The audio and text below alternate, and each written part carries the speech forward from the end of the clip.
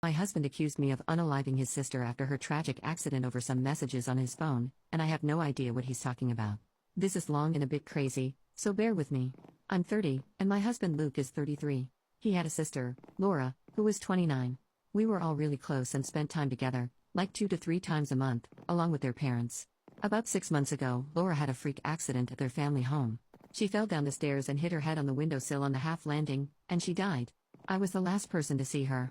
I was there for less than 10 minutes and she was in her pajamas making coffee. I didn't even stay for a drink, and I struggle with how such a brief and meaningless interaction could have been her last. She deserved so much more. My husband and I have only been married for a year, but we've been together for 4 and have known each other for over 20.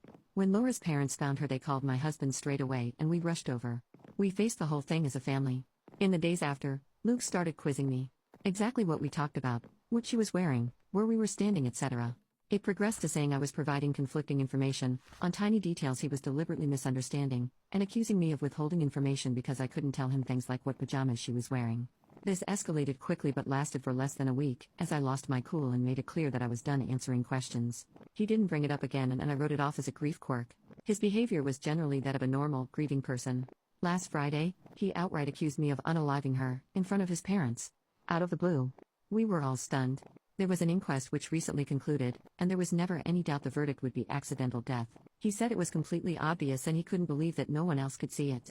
He claims I went through his phone and found his messages with his sister. I have absolutely no idea what messages he's talking about. I have never looked at his phone, and that I went over to confront her and things got out of hand and I pushed her down the stairs.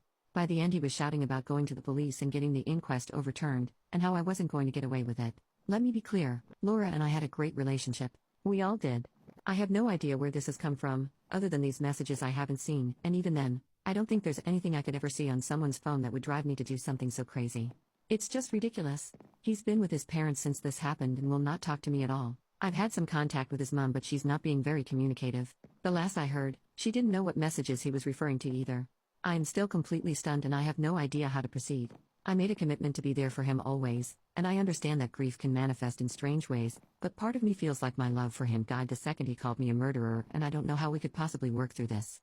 I also really don't want to be thought of in this way, and I have no idea if he has said anything to people we know. I obviously haven't. A brain tumor or psychotic break has crossed my mind and I suggested it to his mother, and she just said she'll talk to him. Other than the questions before, he hasn't been acting odd. Obviously he's been grieving, but he seems sane and sensible other than this.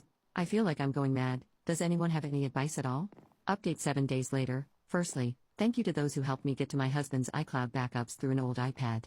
I wasn't expecting much from Reddit, but I got valuable practical advice, and I appreciate it. There were no crazy, or even suspicious messages. I've searched for over 100 terms and scrolled back over years. I saw a side of them both I wasn't expecting, but nothing that explains the claim that I unalived Laura over their chats. Nothing to suggest he was cheating. Absolutely nothing to suggest incest. I repeat, no incest. No weird gaps where deleted conversations or a switch to another app would fit. Just siblings making plans, sending memes, and gossiping. They said unexpectedly horrible stuff about a few people, but not me. It was a sort of relief, but it raised more questions than it answered. I sought legal advice, also from Reddit, after posting here. Turns out my options are divorce him or sit down. I contacted my community mental health team, who said they'd reach out, but made it clear it wasn't urgent. I then called his mom and said that if I didn't hear from him by this weekend, I would get a solicitor and ask for a mental health assessment as part of the divorce. In response, he made a ridiculous post to Facebook, which neither of us have used in years, and everything blew up. I'm going to try to keep this brief. On Friday night, he made a long accusation on Facebook, with new information. He said he'd been planning to leave me for months with his sister's support, and I found the messages, and unalived her. The coroner has reopened the case and the police are preparing to arrest me, and he needs to make sure people know before the trial stops him talking about it. It was well written and seemed vaguely plausible. He messaged people links so it got some attention. We live in our hometown, and have a large circle of friends because we've been here all our lives. People I haven't spoken to since school were reaching out to me asking what the heck was going on. It was madness. In response, I posted the export of his entire conversation history with Laura, also to Facebook, when I finally got back in.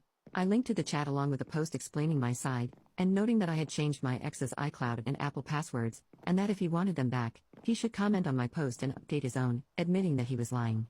He eventually did. When I started getting messages about his post, I panicked, and changing his password seemed important to preserve everything because he'd know I had access. When I spoke to him the next morning, it's clear he's not having a mental episode at all, but is claiming one because he's been caught in a big lie. As soon as he was outed, He called me, clearly drunk, begging and promising to explain everything if I deleted my post. I hung up and told him to call back the next day. He did, after many missed calls and texts, and he tried to bargain and guilt-trip me with his mental health until it was clear the wrong people had seen his conversation. It's hard to describe, but it seemed fake. It was too well rehearsed, and then this morning, when it was clear he was getting nowhere, he blocked me.